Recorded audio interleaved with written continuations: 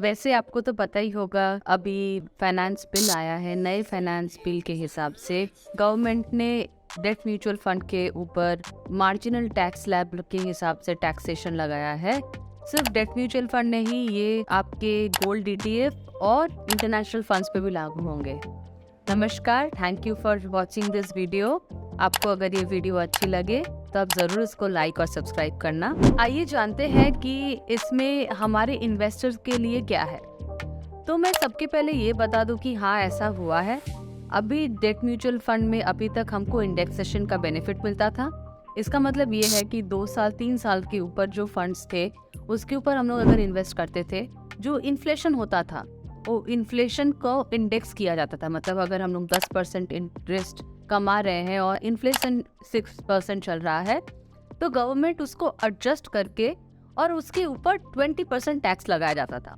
But अभी क्या हुआ है, आप अगर 30% ब्रैकेट में हैं, तो अगर आप उसमें 1000 रुपए का इंटरेस्ट आपको मिल रहा है तो उसमें आपको 30% यानी 300 रुपए आपको टैक्स भरनी पड़ेगी। और यही सेम चीज हो गया है इंटरनेशनल फंड्स लाइक नैस्डैक 100 और भी जो सारे इंटरनेशनल फंड ऑफ फंड्स है, वो सारे पे सेम चीज लागू हो चुकी है। तो अभी हम लोग को ऐसा लग सकता है क्यों ना, तो फिर क्या म्यूचुअल फंड बंद हो जाएगी?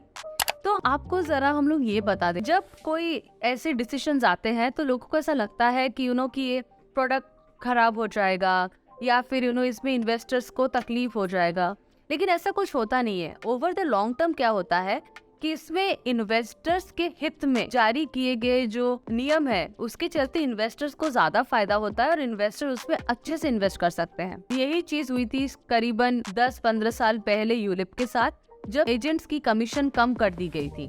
और ये सेम चीज हुआ था म्यूचुअल फंड के साथ अराउंड 2010 से 12 के बीच। तभी एंट्री लोड पहले हटा दिया गया। ये एंट्री लोड ये हुआ करता था कि म्यूचुअल फंड के एजेंट्स को कमीशन मिलती थी उनको नए इन्वेस्टर्स लाने के लिए। फिर एग्जिट लोड हटा दिया गया कि 1 साल के बाद जो भी इन्वेस्टेड रहेंगे उसको एग्जिट लोड दे देना पड़ेगा। फिर 2013 आते आते डायरेक्ट म्यूचुअल फंड आ गया। अब डायरेक्ट म्यूचुअल फंड का ये मतलब हो गया कि इन्वेस्टर्स डायरेक्टली जाके म्यूचुअल फंड पे इन्वेस्ट कर सकते थे बिना कोई एजेंट्स के, तो उस पे कमीशन और कम हो गए। तो इसके बाद म्यूचुअल फंड इंडस्ट्री बंद नहीं हुई, म्यूचुअल फंड इंडस्ट्री 4 गुना बढ़ चुकी है उसके बाद। मैं ये कहना चाह रही थी कि एक इवॉल्व इन्वेस्टर जो होता है वो इन्वेस्टमेंट एनवायरनमेंट को स्टडी करता है और नए नए चीजों की जानकारी रखते हुए अपना इन्वेस्टमेंट डिसीजन लेता है। तो मेरा सजेशन ये है कि आप भी देखें कि इन्वेस्टमेंट एनवायरनमेंट कैसा चल रहा है। जल्दबाजी में म्यूचुअल फंड को ना बेचे ना खरीदे। आप अपने हिसाब से सहूलियत से फाइनेंशियल एडवाइजर्स के साथ डिस्कस करके सारे इन्वेस्टमेंट डिसीजंस ले।